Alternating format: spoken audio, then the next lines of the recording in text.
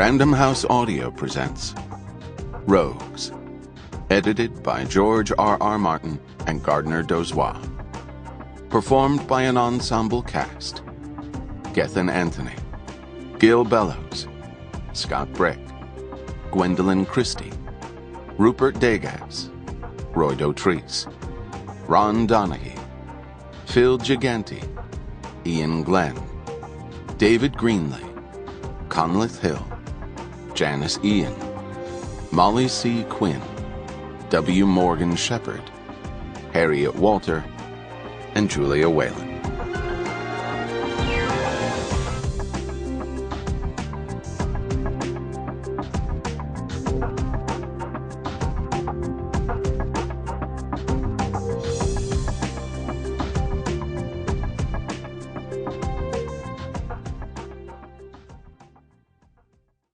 Hi, this is George R.R. Martin.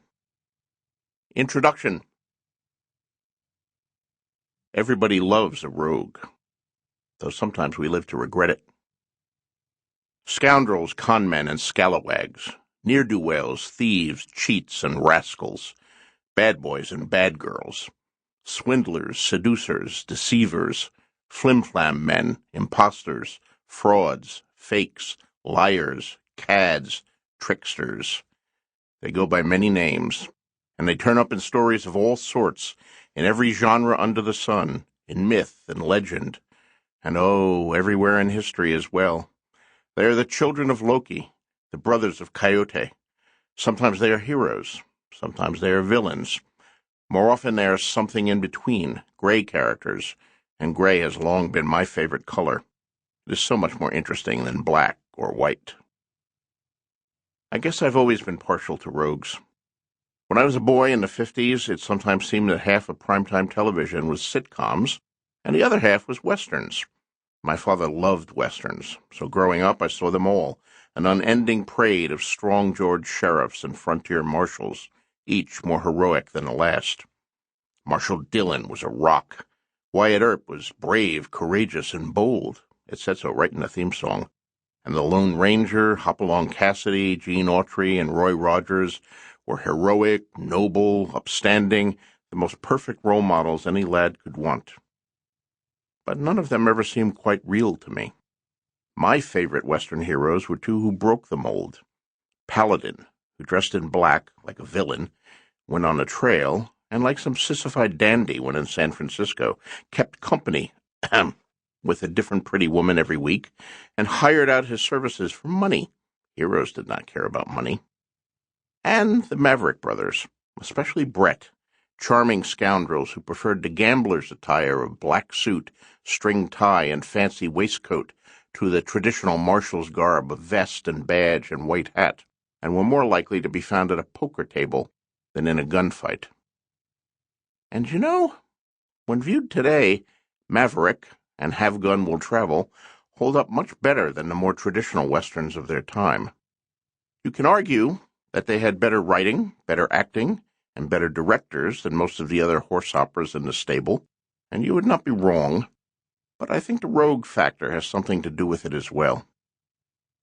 But it's not just fans of old television westerns who appreciate a good rogue.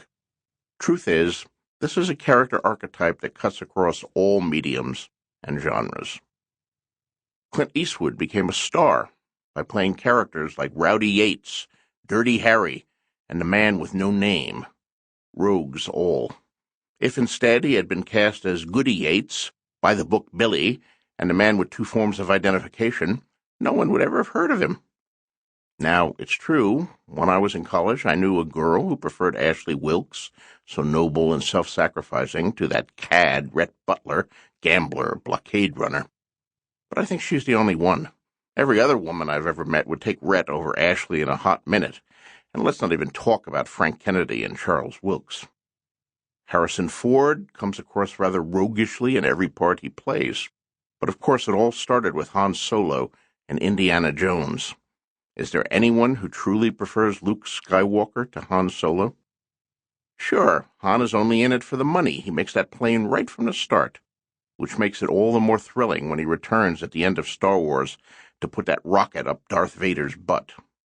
Oh, And he does shoot first in the cantina scene, no matter how George Lucas retcons that first movie.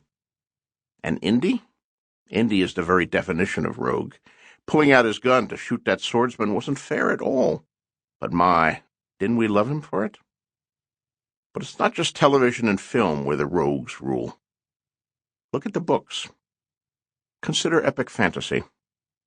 Now, fantasy often gets characterized as a genre in which absolute good battles absolute evil. And certainly that sort of thing is plentiful, especially in the hands of the legions of Tolkien imitators with their endless dark lords, evil minions, and square-jawed heroes. But there is an older subgenre of fantasy that absolutely teems with rogues, called sword and sorcery. Conan of Cimmeria is sometimes characterized as a hero, but let us not forget he was also a thief, a reaver, a pirate, a mercenary, and ultimately a usurper who installed himself upon a stolen throne and slept with every attractive woman he met along the way. Fafhrd and a Grey Mouser are even more roguish, albeit somewhat less successful. It is unlikely either one will end up a king. And then we have Jack Vance's thoroughly amoral and thoroughly delightful Kugel the Clever, whose scheming never quite seems to produce the desired results, but still. Historical fiction has its share of dashing, devious, untrustworthy scalawags as well. The Three Musketeers certainly had their roguish qualities. You cannot really buckle a swash without some. Rhett Butler was as big a rogue in the novel as he was in the film. Michael Chabon gave us two splendid new rogues in Amran and Seligman, the stars of his historical novella Gentlemen of the Road. And I, for one, hope we see a lot more of that pair. And, of course, there is George MacDonald Fraser's immortal Harry Flashman. That's Sir Harry Paget Flashman, VC, KCB, KCIE to you, please. A character kinda sorta borrowed from Tom Brown's School Days, Thomas Hughes' classic British boarding school novel, sort of like Harry Potter without Quidditch, magic, or girls. If you haven't read MacDonald's Flashman books, you can skip the U's unless you're into Victorian moralizing. You have yet to meet one of literature's great rogues. I envy you the experience. Westerns? Hell, the whole Wild West teemed with rogues. The outlaw hero is just as common as the outlaw villain, if not more so. Billy the Kid, Jesse James and his gang, Doc Holliday, rogue dentist extraordinaire. And if we may glance back at television once again, pay cable this time though, we also have HBO's fabulous and much lamented Deadwood, and the dastard at the center of it all, Al Swearingen. As played by Ian McShane, Swearingen completely stole that show from its putative hero, the sheriff. But then, rogues are good at stealing. It's one of the things that they do best.